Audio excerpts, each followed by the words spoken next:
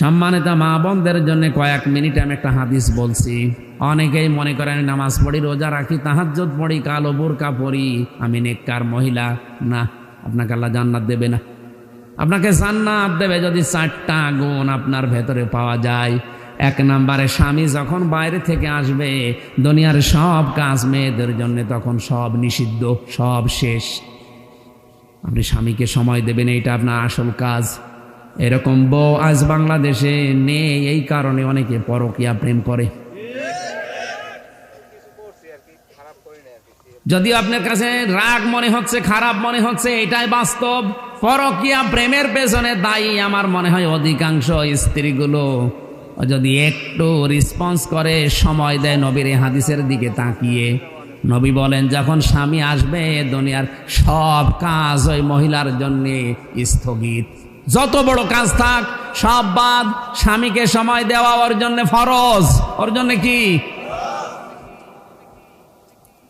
স্বামী এসেছে 8 ঘন্টা ডিউটি করে, ও সময় দেওয়া দূরের কথা, ও হাঁসের খাবার দিয়ে নিয়ে ব্যস্ত। তোর হাঁসই বড় হয়ে গেল, ওই হাঁসের গলা টিপে মেরে ফেলা দরকার।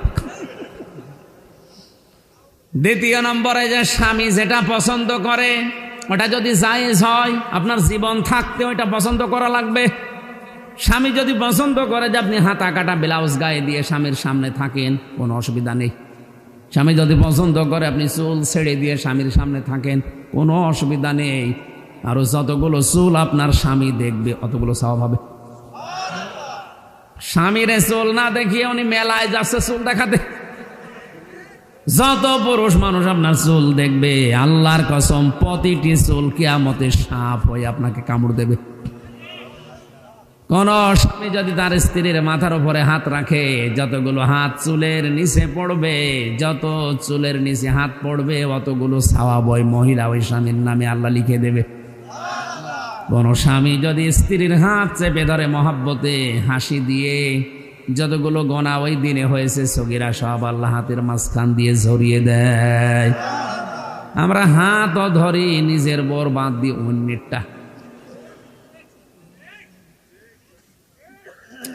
স্বামী আমার এখানে, আমি যারা আছি এখানে যত স্বামী বসে আছে, প্রত্যেকটা স্বামী পছন্দ করে এটা যে বিয়ের পরে যেন আমার মা বাবা আমার সাথে থাকে। কথা বলা লাগবে। কিন্তু আজ 100টার 98টা বউ এটা চাই না। কথা বলুন। এই জন্যই তো বৃদ্ধাশ্রম তৈরি হচ্ছে, এই জন্যই তো আলাদা হওয়ার সিস্টেম বাড়তেছে। খালি বারবার শ্বশুর বাড়ি থেকে ওরে বুদ্ধি দেয়, আলাদা থাক, আলাদা হয়ে যা, ভালো খেতে পারবি। আরে বেটা, ওর পেছনে আজ 25 বছর শ্রম দিলেও যে বুড়ো বুড়ি তারা এখন ডিলেট। কার কার বউ এরকম আছে যে আলাদা থাকতে চায়, বউ মা বাবার সাথে থাকতে চায় না? হাত তোলেন তো।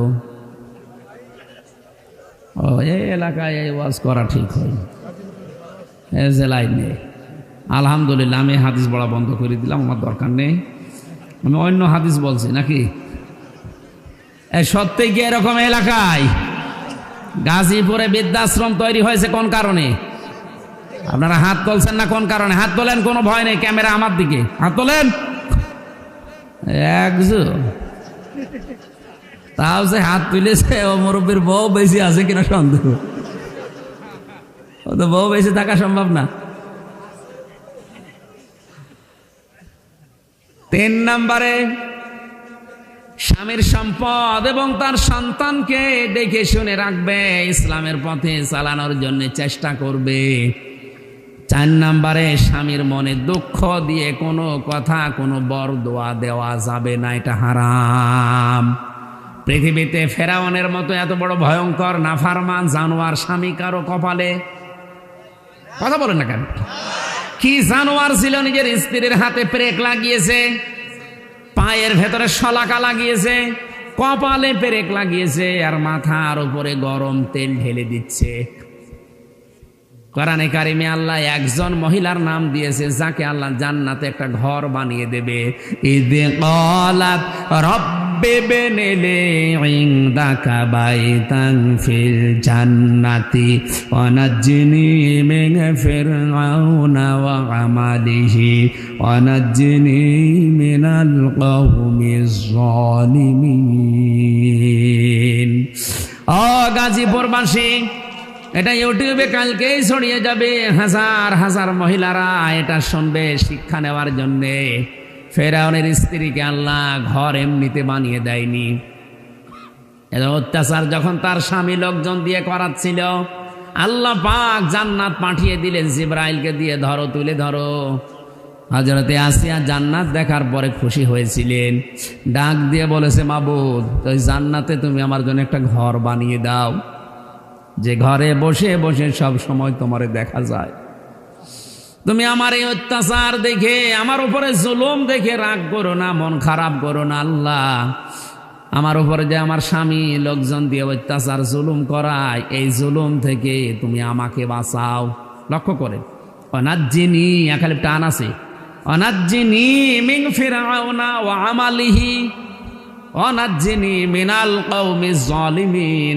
যাদেরকে দিয়ে জুলুম করায় এই জালেমদের থেকে, আর আমার স্বামী ফেরাউনের জুলুম থেকে তুমি আমাকে বাঁচাও, কিন্তু আমার স্বামীর উপরে তুমি গজব নাজিল করো না। এত বড় কঠিন অত্যাচারের পরেও তিনি স্বামীর জন্য বরদোয়া দেয়নি, মন খারাপ করেনি, উল্টা পাল্টা ধারণা দেয়নি। আর আপনি একটা সাবান কম হলে গালি দেন, উল্টা পাল্টা ধারণা করেন যে জীবনে তোমার সংসারে কিছু পেলাম না। আপনি মানুষ, আপনি মনে করেছেন আমি নামাজ পড়ি, রোজা রাখি, কালো বোরকা পড়ি, তাহাজ্জুদ পড়ি, আমি জান্নাত পাবো না। জান্নাত 4টা ফরজ কাজে মেয়েদের 3 নাম্বারের কাজ এটা, স্বামীর মন জয় করা লাগবে জায়েজ পন্থায়। এত বড় অত্যাচারের পরও স্বামীর নামে বরদোয়া দেয় না, অথচ আজ হাজারো মহিলা স্বামীর মনে দুঃখ দেয়। উল্টাপাল্টা কথা বলি, নামাজ পড়ছ, নামাজ আছে, নামাজ শেষ, সব ব্যর্থ করে দেবে আল্লাহ।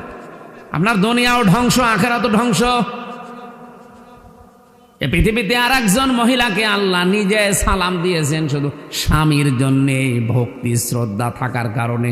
হযরতে খাদিজা, একটাই মহিলাকে আল্লাহ দুনিয়ায় সালাম দিয়েছে জিন্দা অবস্থায়। তার পুরা জীবনে আমি পড়ে দেখেছি, হযরতে খাদিজাকে সালাম দেওয়ার পেছনে কারণ ছিল তিনি স্বামী ভক্তা ছিলেন। কি ছিলেন? স্বামীর প্রতি এত আনুগত্য দেখিয়েছেন, নিজের যে সম্পদগুলো ছিল ওই জামানায় তিনি 7 নাম্বার ধনী ছিলেন পুরো আরব জাহানে। এত সম্পদ সব স্বামীর পায়ের নিচে এনে দিয়েছিলেন, যান সব আমি দিয়ে দিলাম।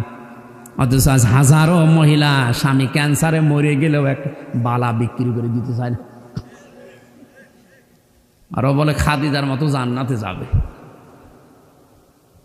তোমার নামাজ নেওয়ার জন্য, রোজা নেওয়ার জন্য, কালো বোরকা নেওয়ার জন্য আল্লাহ বসে আছে।